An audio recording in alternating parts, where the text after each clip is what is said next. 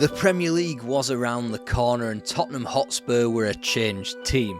They had a cash-rich owner willing to throw the money around, had players that had just won big in Europe and were ready to bring modern football to England.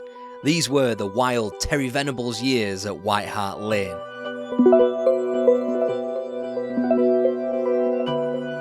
Tottenham Hotspur was a changed club by the time the UEFA Cup of 1984 was won under the management of Keith Birkinshaw. Long-time fan Irving Scholar had capitalised on a stadium renovation and hierarchical squabbling to grab power at White Hart Lane. With a fresher stadium, the club was floated on Argentine World Cup winner Cesar Luis Menotti. Suffice to say, he didn't join and Scholar settled for another promotion, Peter Shreve. Liverpool's boot room this was not. Ticket prices skyrocketed, money was plugged into any gap Scholar could find, and primarily this was into the playing staff, of which QPR's Clive Allen, the first enormous name through the door in a post-Birkinshaw world. Miller looking, Robert Scott, and on by Crooks.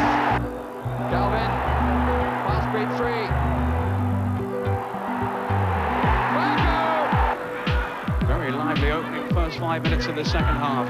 Perryman, it's Galvin going in, and Crooks, must be, it is, 2-0. Things had gotten serious through to the springtime UEFA Cup stages where they would meet the almighty Real Madrid. Spurs' poor return in the League Cup had been washed over quite quickly with the winter form that had them firmly entrenched in a title race. A New Year's trip to Highbury would only further cement that position. Anderson sliding the ball across for Woodcock to back heel through the crowd. All over. Spurs came out against the wind and Hoddle used it superbly. When his pass came down, Caton and Lukic both took cover and Crooks cashed in. Spurs charged after the ball and forgot all about Falco. That was it for the Gunners. They'd remain undefeated in the league in the first 2 months of 1985, going toe-to-toe with Everton for the league. However, there were signs the wheels were beginning to fall off, first with an FA Cup trip to Anfield. Comes now for Rush. Clemens is out quickly, and Rush. A month later, Gary Mabbott joined Clive Allen on the injury list when he broke his leg against West Brom. Finally, on March 12th, Spurs were beaten in the league at home to Ron Atkinson's Manchester United. Not only had Spurs finally ceded control over the top of the league, another name would be added to the growing injury list when Gary Stevens damaged his knee ligament in the defeat. With Real Madrid holding Spurs to a 0-0 draw, the Lily Whites' defence of the UEFA Cup was over and injuries only continued to mount. Despite a favourable amount of home fixtures left, Shreve's side spiral out into third in a 2-horse race. And another goal for Wob. See with good play. Falco! Brilliantly done. In his stride and superb finishing there past Hodge to make it 1-1. A really better illustrated than when Leicester City went to White Hart Lane. well. Spurs could hardly have got off to a better start. They went into the lead with only 2 minutes gone. Hoddle flicking it on, and it's there. Tottenham have taken the lead. It should have been the start of something brilliant, something new, but it was the crushing end. Europe was no longer an option owing to the Heysel disaster, and when both cup competitions were surrendered without much fight, there wasn't much optimism left come the summer everyone sat around the box watching Mexico 86. Chris Waddle had been signed the prior year and even scored on his debut in a win over Watford. But Scholar's throwing of money at the situation didn't stop stalwarts like Glenn Hoddle and Steve Perryman departing in subsequent summers. Already he had to hire Luton Town's David Pleat to try and re-energise the club. In came Steve Hodge and Richard Goth, who were supposed to herald a new era, but didn't. Fortunately, Spurs could count their lucky stars. They had a certain Clive Allen entering a ridiculous peak, scoring 49 goals in all competitions. By Christmas, there were even whispers of a domestic treble.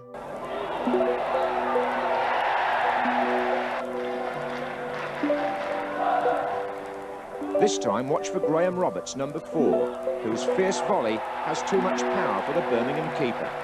After 13 minutes, Clive Allen, with a typically snatched effort from a corner, put Spurs in front. But then Arsenal swaggered into town with their new manager George Graham for a League Cup semi-final replay.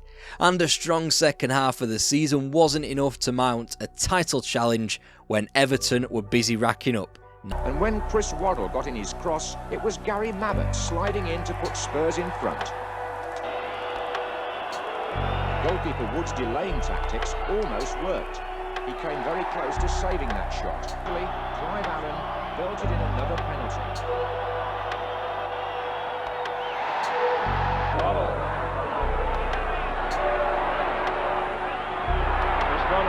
Looking to get to the byline! And he scored! Turns well. Trying to give a shot. Oh, Plumlee lost it. Hodge got it in. He scored. Clive Allen. Oh, the goal! Off the flip. Still Allen going all the way.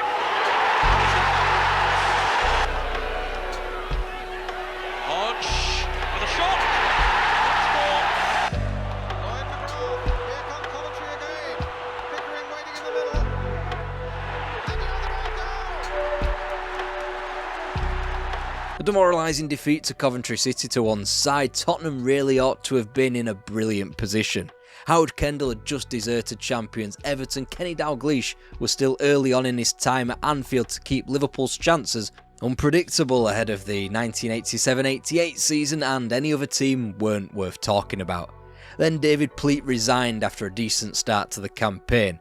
An substantiated tabloid sting prompted the shock announcement in October '87 and left Spurs scrabbling around for his replacement. Meanwhile, in Pleat's absence, they bowled out of the League Cup up at Villa Park and would go winless for an entire month whilst a successor was sourced. The answer to their problems laid on West Palm Beach in Florida.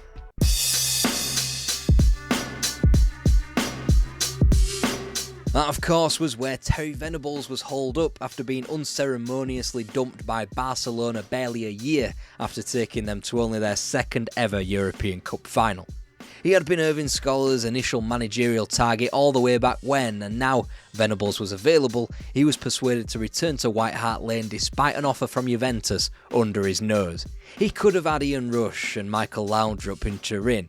Instead, he found a team in transition without Hoddle and Gough, and with Ray Clements, Steve Hodge and Clive Allen all in their final days at White Hart Lane. It's said upon his return that the new manager remarked, "Where's all the players gone?" Under those circumstances, the rain started about as good as you'd expect. Play through to Aldridge, play through to McMahon, and Liverpool are in the lead. Chip in, it won't quite reach Barnes, but it might reach Aldridge, and that means Craig Johnston! 2 to Liverpool. Clef left his back pass short. Park still got there first, but Williams challenged the keeper and David Campbell followed up to score. The results would pick up in a fashion as Spurs slurped into 13th position, made worse with a ludicrous FA Cup exit in late January to the mighty Port Vale. El Tel had become El Veg according to some of the less sympathetic shitrags, but he had identified what it took to return the club to an acceptable position. Swallowing pride, Venables took a note from George Graham's Arsenal and entered the transfer market for the first time for a defender, QPR's Terry Fenwick. His next purchase had its roots in a trip up to St James's Park in January 1988, when a certain Paul Gascoigne grabbed a First Division game by the scruff of its neck. He grabbed both goals in a 2-0 Newcastle victory. And that suited the fan in Irving Scholar right down to the ground. He wanted players of flair and attacking quality. Following Gaza came names like Paul Stewart and Naeem, hardly the mould of player Venables had previously desired.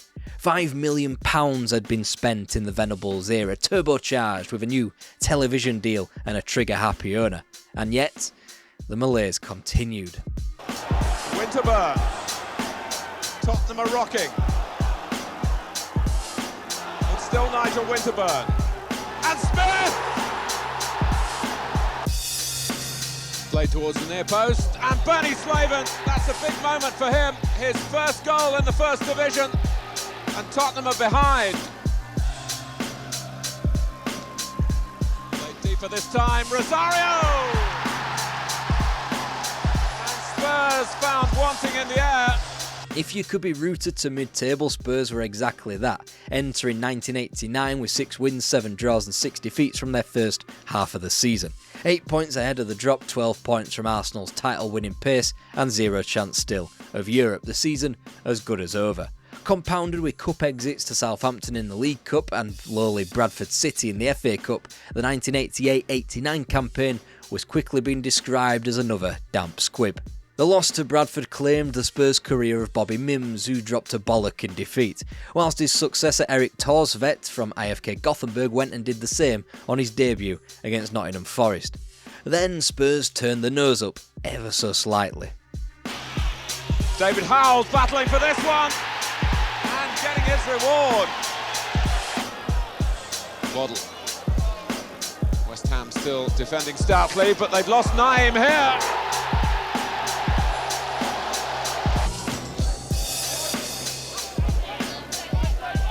Waddle's jumping. Here's Stewart. Oh, and he squeezed that in. Fully in tune with it. Walsh looks to tip Southall. Judging his jump. Oh, ran on to Waddle. Oh, and here's Walsh. A close range header. Suddenly they started to win more than they lost as February became March. Gazza moved into his stride as a Spurs player, Chris Waddle enjoyed the finest season in front of goal, and even Paul Stewart was scoring. Meanwhile, the Fenwick-Mabbutt partnership was starting to restrict the nation's attacks a bit more. They moved into 6th, under normal circumstances, a European spot. Either way, it was something to build upon, especially when Gary Lineker burst through the door, signed from Barcelona. Spurs fans salivated at the prospect of Waddle on the wing, Gazza everywhere in midfield, and Lineker banging in the goals. A new Holy Trinity they were calling it. Then Bernard Tapie stuck his oar in and floated £4.25 million under Spurs' noses to take Waddle away to Marseille, and Spurs had to just take it. It was the 3rd largest fee in the history of the game by that point. Surely Venables thought that enormous wedge of cash would be reimbursed into the playing side. Instead, Steve Sedgley came in from Coventry for £750,000, Pat Van den Hauwe came in for Everton for less than that, and they were consigned to shopping for bargains to bring in Justin Edinburgh from lower league Southend United. In an attempt to commercialise Tottenham Hotspur to within an inch of its life, Scholar had opened up a gaping wound in the club's finances. They renovated the East Stand, which came in at double the budget at £9 million, and suddenly Scholar wasn't meeting his financial guarantees. It turns out Keith Birkinshaw was on the right tracks when in 1984 he said, "There used to be a football club over there." Scholar even had to go to Robert Maxwell of all people, cap in hand, for a loan to fund the Gary Lineker transfer. The club was in a sorry state behind the scenes, but hey, they got a new striker and he was banging in the goals. Whipped in by Van den Hauwe. Lineker is off the mark. That's his first goal for Spurs. Is Gascoigne and Lineker 1-0. Rangers with problems here. They've let Lineker turn 2-0. Oh, Naeem's in and Lineker's unmarked. A hat-trick perhaps? Yes. Still poor Gascoigne. This is a good run. And Lineker has scored another. Once the scales of a now customary tepid Spurs start to a season fell from the eyes, they moved through the gears. Lineker wound up with a full 26 goals from 45 appearances, shouldering the goal-scoring burden for much of the team. Meanwhile, Gazza was in the kind of form that had quickly made his participation at the upcoming Italia 90 a near certainty. In the shake-up for a European spot by New Year as the 80s became the 90s, Spurs were halted in their tracks thanks to a pair of eliminations from the domestic cups. First, shockingly at home to Southampton at the 3rd round stage of the FA Cup, then in the business end of the League Cup, to a team who had a vice-like grip on the competition. It's an awkward one for Steve Sutton. Naeem follows in. It's a genuine counter-attack as opposed to just an attack. Crosby, and it's brought the equaliser from Hodge.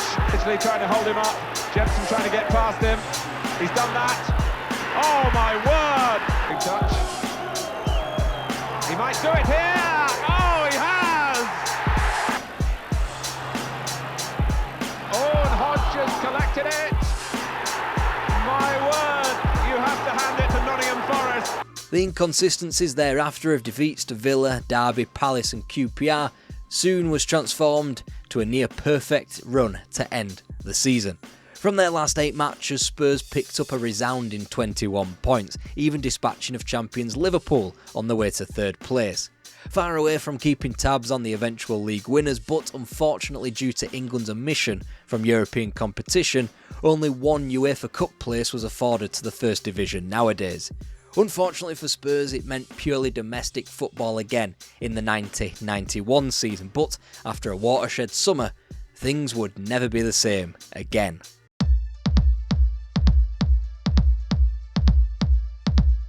We had officially reached peak Gaza mania. Just as the Spurs midfield maestro wept in Turin, the country wept with him, and England reached the semi-final of a World Cup for the first time since the obvious 1966. Because of England's 2 biggest heroes, Lineker included after his 4-goal haul in Italy, the scrutiny on Spurs was ratcheted up a notch. This time, however, they shot out of the blocks. Going up in support, and Peter Shilton might not be very happy the way that ball slipped through his fingers. Good harassing from Spurs again, and it's Stewart who plays it through. Lukic has hesitated, and Howells gets it through the goalkeeper. Arms in the clear. Yes!